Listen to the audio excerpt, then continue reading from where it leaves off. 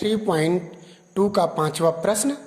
पांचवा प्रश्न है, एक आयताकार बाग की लंबाई चौड़ाई से 4 सेंटीमीटर अधिक है। ये पहली शर्त है।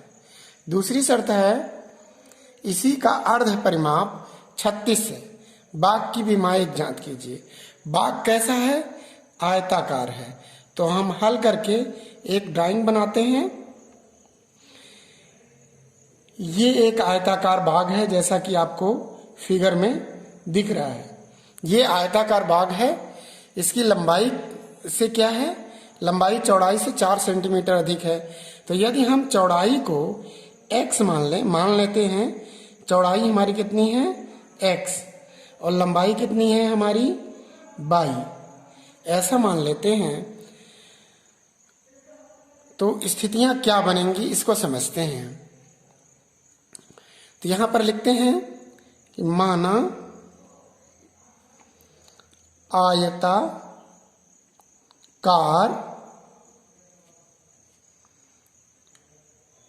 बाग की लंबाई y तथा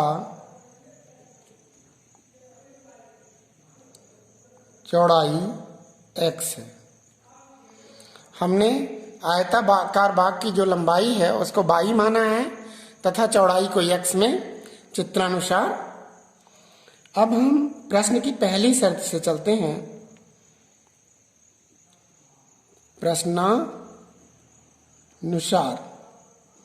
प्रश्नानुसार मीन्स प्रश्न के अनुसार। प्रश्न में क्या लिखा है?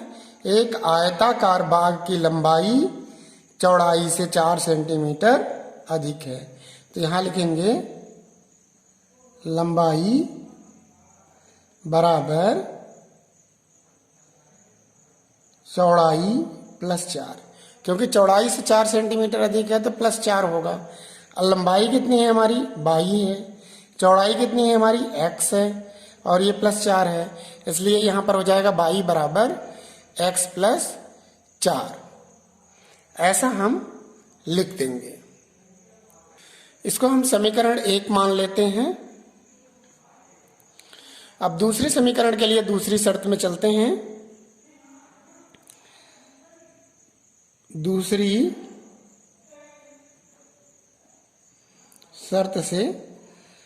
शर्त क्या है? दूसरी शर्त में लिखा हुआ है अर्ध परिमाप 36 मीटर है। तो यहां पर लिखेंगे परिमाप बराबर 2 गुणा लंबाई धन चौड़ाई। यह परिमाप का सूत्र होता है। जैसा कि हम सब जानते हैं कि परिमाप में 2 का गुणा होता है, जबकि प्रश्न में लिखा है अर्ध परिमाप। अर्ध मतलब आधा, तो हम इन दोनों का अर्ध परिमाप यानी आधा कर देते हैं। दोनों में बटा 2 कर दे रहे हैं। 2 और ये 2 कैंसिल हो गया, तो आया क्या? परिमाप बटा 2 बराबर लंबाई धन चौड़ाई। परिमाप बटा 2 क्या है? परिमाप बटा 2 का मतलब होता है अर्ध परिमाप। तो यहां हो जाएगा लंबाई धन चौड़ाई बराबर परिमाप बटा 2 मतलब परिमाप का आधा यानी अर्ध परिमाप। तो यहां लिख देंगे अर्ध परिमाप। अब सबके मान को रखते हैं। लंबाई का मान क्या है? x। चौड़ाई का मान क्या है? लंबाई का मान y है, और चौड़ाई का मान क्या है? x बराबर अर्ध परिमाप क्या है? अर्ध परिमाप दिया है 36, इसलिए यहां पर लिखेंगे अर्ध परिमाप बराबर 36। जब हम आगे बढ़ेंगे तो x प्लस y बराबर 36 होगा। यह समीकरण नंबर 2 बन जाएगा। इस प्रकार हमें समीकरण 2 प्राप्त हो जाएगा।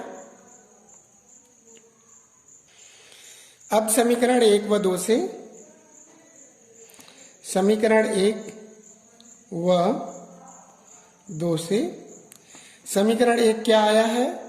y बराबर x प्लस 4, ये समीकरण 1 आया है। और समीकरण 2 क्या आया है, x प्लस y बराबर 36, ये समीकरण 2 आया हुआ है। तो समीकरण 1 में y का मान है क्या, x प्लस 4, तो यानी कि यहाँ पर y के मान को यदि समीकरण 2 में रख दें तो x और y दोनों के मान प्राप्त हो सकते हैं। तो यहाँ पर लिखते हैं समीकरण 2 में y का मान रखने पर, अब हम y का मान रख रहे हैं समीकरण किसमें, 2 में। समीकरण 2 में y के स्थान पर हम क्या लिखेंगे, x प्लस 4, x प्लस 4 बराबर 36, इम्प्लाइज दैट x और x जुड़ेगा कितना हो जाएगा, 2x धन 4 बराबर 36। अब आगे बढ़ेंगे तो 2x बराबर 36 माइनस 4, तो आगे क्या होगा, x बराबर 36 को 4 में घटाइए तो कितना होगा, 32, और ये 2 बटे में आ जाएगा, तो ये हो जाएगा 16 दूनी 32। तो इस प्रकार x बराबर 16 आ जाएगा। तो यहाँ लिखेंगे अतः x बराबर 16, इस प्रकार x का मान हमें प्राप्त हो जाएगा। तो x का मान कितना आ गया, 16। अब हम लिखेंगे x का मान समीकरण 1 में रखने पर, समीकरण 1 में x का मान रख देंगे। एक क्या है, y बराबर x प्लस 4, तो यहाँ पर लिखेंगे y बराबर x के प्लेस पे क्या रखेंगे, 16 प्लस 4, तो y बराबर क्या हो जाएगा, 16 में 4 जुड़ेगा तो कितना, 20।